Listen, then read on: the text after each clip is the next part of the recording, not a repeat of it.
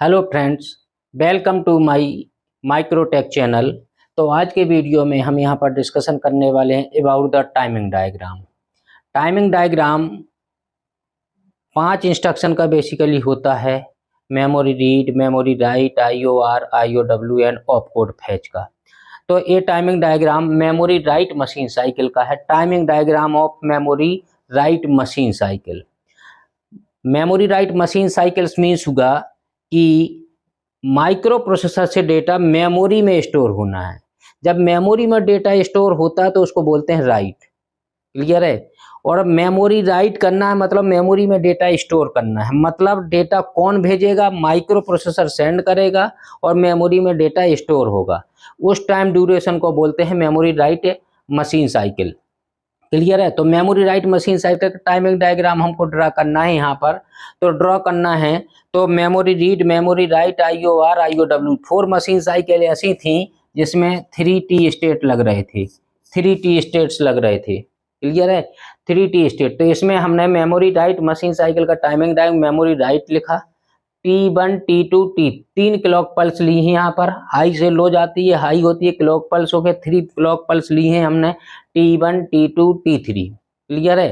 तीनों का size 100% same होगा। T क्या होता है? T equal to 1/f 0.3 microsecond समय होता है। अब माइक्रो प्रोसेसर में मेमोरी को डेटा भेजना है, मेमोरी में डेटा भेजना है तो सबसे पहले हमें एड्रेस सेंड करना होगा। एड्रेस करने के लिए माइक्रो प्रोसेसर में कौन सी व्यवस्था है? Address line higher byte address line थी A0 to A15। क्लियर है? तो इसको कौन सी बोलते हैं? Higher order. इसको क्या बोलते हैं हम? मेमोरी का हाई। और एक और था आपका, कितना था? AD0 to AD15 इतनी पिन लगी थी। AD0 to AD7। क्लियर है? AD0 to AD7 में कब एड्रेस भी फिलो होना है, इससे डेटा भी फिलो होना है। जब एड्रेस और डेटा फिलो होना है तो कब एड्रेस फिलो होगा? ALE एड्रेस लैच इनेबल एक पेन होती है, इसकी वैल्यू पर डिपेंड करता है। जब उसकी वैल्यू 1 होती है तो एड्रेस फिलो होता है इसी बस से। A0 to A7 काम करती है। व्हेन ALE इक्वल टू 0 होता है तब क्या फिलो होता है? तब इसी बस से ये D0 to D7 काम करता है। D0 to D7 काम करता है। जब ALE हाई होती है तो एड्रेस फिलो डीमल्टीप्लेक्सिंग है। एड्रेस लैच इनेबल, एड्रेस को लैच के थ्रू इनेबल कराया गया है। क्लियर है? तो ये बोलते हैं, इस बस को क्या बोलते हैं? इस बस को क्या बोलते हैं? Higher memory address. और इसको क्या बोलेंगे? इसको क्या बोलेंगे यहाँ पर? Lower memory address. तो यहाँ पर सबसे पहले हमें T1 टाइम में इतने की बात करेंगे हम। T1 टाइम में हमें क्या करना होगा? T1 टाइम में मेमोरी क्या करता है? T1 टाइम में मेमोरी एड्रेस सेंड करता है। किसको? मेमोरी को। माइक्रो प्रोसेसर एड्रेस भेजता है पीसी में। 2000 भेजेंगे तो पीसी से 2000 जाएगा। यदि 2000 जाना है तो 20 इससे जाएगा और 00 इस लाइन से जाएगा। तो ये हमें यहाँ पर टाइमिंग डायग्राम ड्रॉ किया है। तो इसके अंदर हमें लिखना चाहिए क्या? हायर बाइट भी लिख सकता हूँ, हायर बाइट एड्रेस। इसको क्या लिखूंगा मैं? इसमें A0 to A7 फिलो होगा। लेकिन कब? जब ALE की वैल्यू हाई होगी। देखिए यहाँ पर ALE की वैल्यू लो आ रही थी, यहाँ पर हाई हो गई है, हाई जा रही है ALE की वैल्यू। जब हाई हो गई है ALE की वैल्यू, जब हाई है तो क्या फिलो होगा? इससे एड्रेस फिलो होगा। A0 to A7 काम करेगा। जब यहाँ पर A0 to A7 काम करेगा तो यहाँ पर कौन सा एड्रेस फिलो होगा? कौन सा एड्रेस फिलो होगा? यहाँ पर लोअर ऑर्डर एड्रेस, लोअर या बाइट कह सकते हो, लोअर बाइट एड्रेस फिलो होगा इससे। क्लियर है? T1 टाइम की बात है, सिर्फ ALE हाई होना जरूरी है। तो ये आ गया होगा समझ में, ये आ गया होगा, ये आ गया। जब हायर ऑर्डर बाइट जाती है तो T1, T2, T3 टाइम के लिए बिल्कुल सीधी निकल जाती है लास्ट तक। तो जब इसको बनाएं तो A2 A15 को सीधे निकालें, यहाँ से यहाँ क्रॉस कर दें। यहाँ पर कुछ वैल्यू थी, यहाँ क्रॉस करते हैं। क्रॉस करने का मतलब अब T1 टाइम अपना स्टार्ट होगा। पहले जो भी वैल्यू थी तो थी, अब अपने हिसाब से एडजस्ट हो गया। लो का हाई, हाई का लो, एडजस्टमेंट हो गया आपस में, इसलिए क्रॉस बार दिखाया जाता है यहाँ पर। लोअर ऑर्डर मेमोरी ALE का काम आ गया होगा समझ में। ALE की जरूरत पड़ती है सिर्फ T1 टाइम में PC एड्रेस भेजता है। यहाँ पर हमने लिखा है T1 टाइम के लिए, T1 time during T1 state क्या होता है, PC sends address to memory. Microprocessor का प्रोग्राम काउंटर जो होता है एड्रेस सेंड करता है। इस टाइम ALE की वैल्यू कितना होना जरूरी है, ALE इक्वल टू 1 होना जरूरी है।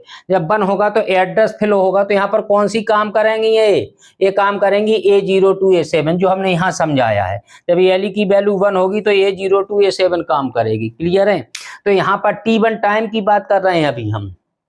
ये तो हमने लास्ट तक इसको चेंज नहीं करना है, इससे कुछ नहीं करना है। इसका एड्रेस एक बार पहुंच गया बिल्कुल सेम निकल जाएगा है। लेकिन ये T1 टाइम के बाद AD0 to AD7 को बदलना है, क्योंकि T1 टाइम में एड्रेस भेजना है तो एड्रेस पहुंच गया, ALE हाई हो गया। क्लियर है। अब यहाँ पर हमें और क्या करना है, T2 टाइम में क्या होगा, अभी इसकी बात कर देते हैं। T2 टाइम में क्या होगा, T2 टाइम में एड्रेस नहीं चाहिए अब, क्योंकि एड्रेस पहुंच चुका है। अब मेमोरी कह रही है करना क्या है, तो मेमोरी कह रही है करना क्या है, मेमोरी दो काम कर सकते हैं, read operation and write operation. तो मेमोरी में डेटा स्टोर करना है तो कौन सा ऑपरेशन होगा, रीड या राइट। मेमोरी में डेटा स्टोर करना है तो राइट ऑपरेशन हुआ करता है। तो हमें यहाँ पर एक कंट्रोल सिग्नल की जरूरत पड़ेगी, राइट बार। राइट बार कैसा चाहिए, T1 टाइम में तो राइट होना नहीं था, क्योंकि अभी तो एड्रेस ही नहीं पहुंचा है।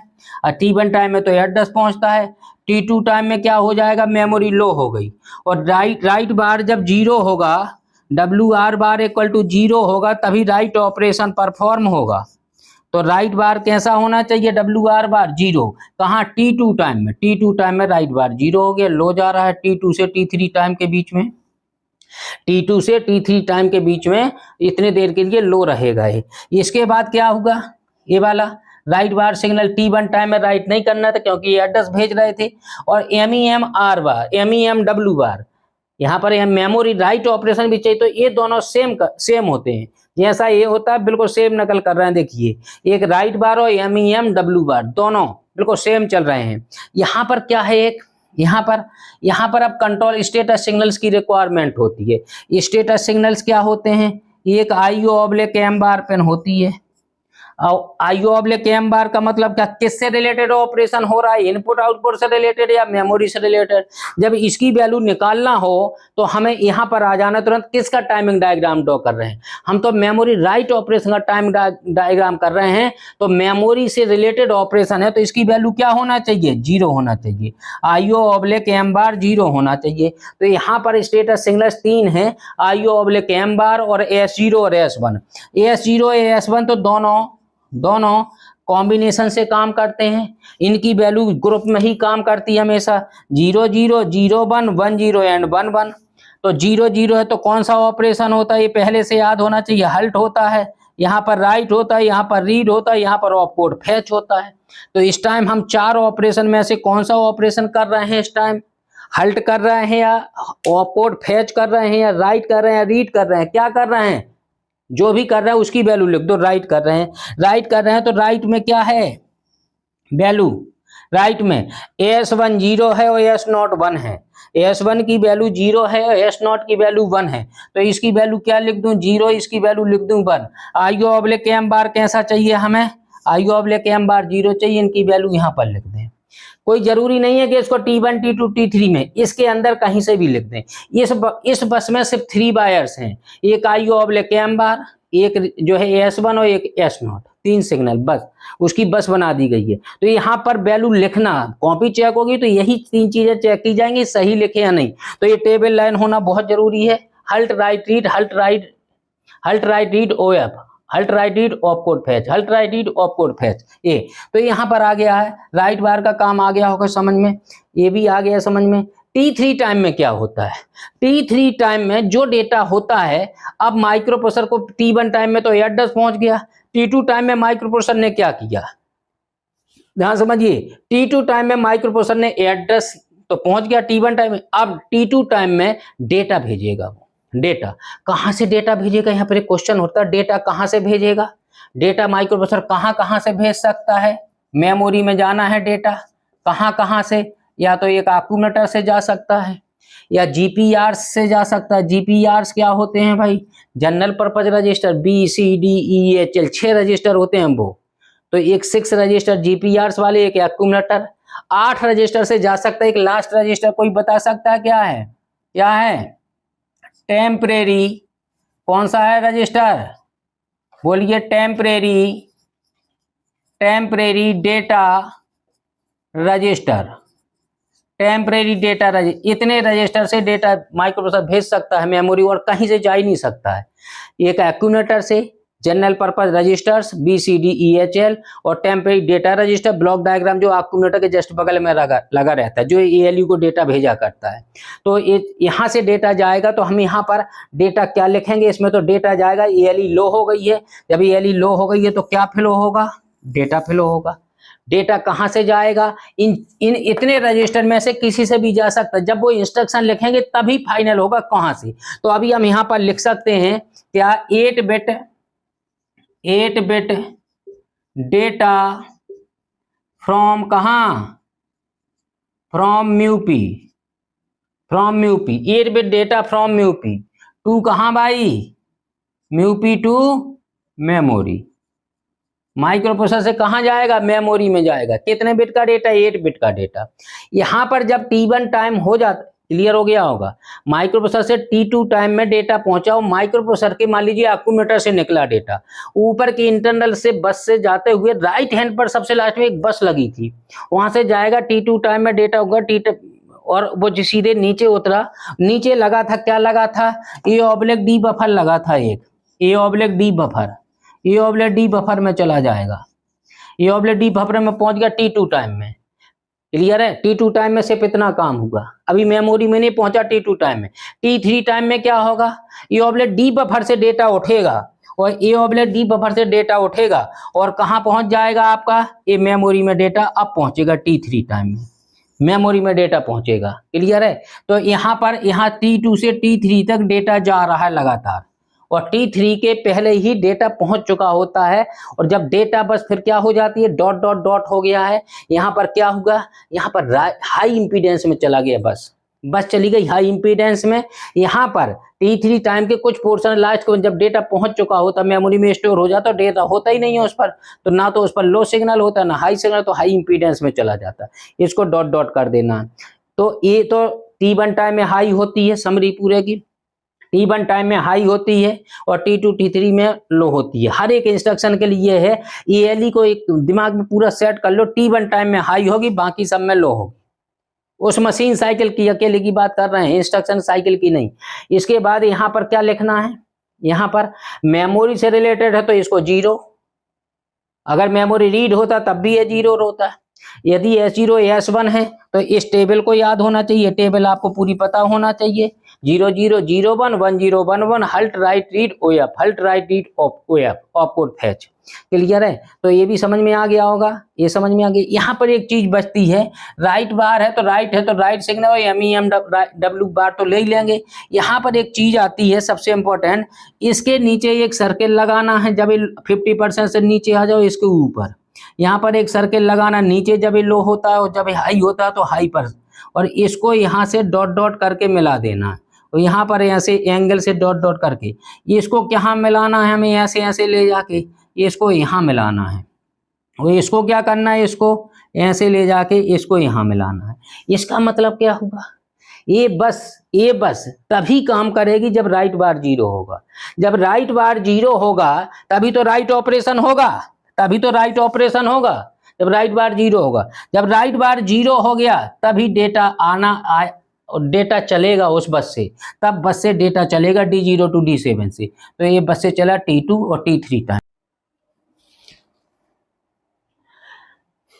तो अभी एक यहाँ पर एक बहुत ही इंपॉर्टेंट चीज रह गई है बताने के लिए, कि जब प्रोग्राम काउंटर में जो 2000 होता है, जब वहां पर कोई काम नहीं कर रहा होता तो वहां पर लिखा जाता है 2000 तो प्रोग्राम काउंटर में 2000 लिखा रहता है।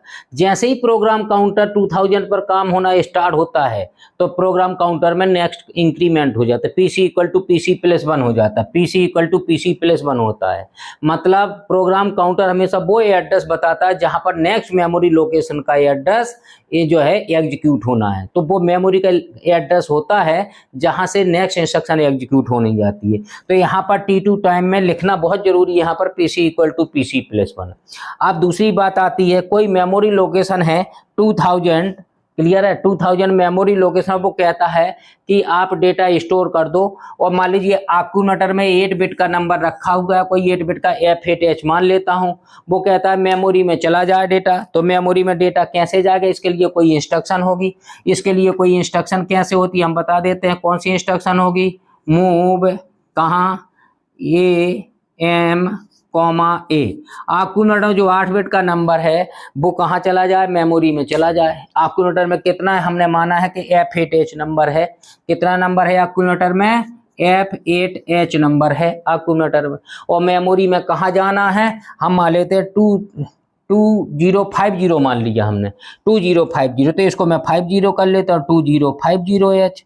तो यहाँ से डेटा यदि ये इंस्ट्रक्शन लगाएंगे आप, तो इस इंस्ट्रक्शन का जैसे ही ऑपकोड फैच होगा तो वो समझ जाएगा करना क्या। तो एक्यूमुलेटर जो 8 बिट का नंबर है वो यहाँ से आएगा और यहाँ पर चला जाएगा F8H। वो मेमोरी में डेटा स्टोर करना है तो कौन सा ऑपरेशन करना होगा, राइट ऑपरेशन करना होगा, राइट ऑपरेशन।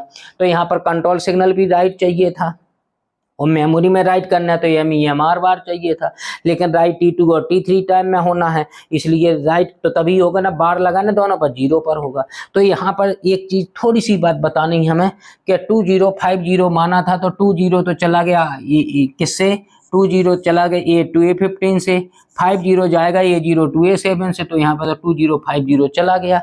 यहाँ पर हमने लिखा था 8 bit data from mu P to कहाँ, मेमोरी, म्यूपी से मेमोरी में जाना। अभी इंस्ट्रक्शन तो स्पष्ट लिखी है, एक्यूमुलेटर तो यहाँ पर हम एक्यूमुलेटर भी लिख सकते थे, लेकिन ये तो इंस्ट्रक्शन एक है ना। तो यहाँ पर जो डेटा आएगा वो डेटा कितने बिट का डेटा होगा, यहाँ पर जो F8 है 8 बिट का तो होगा लेकिन F8 डेटा होगा। यहाँ पर सही में इस एग्जाम्पल को मान लूं तो F8H होगा।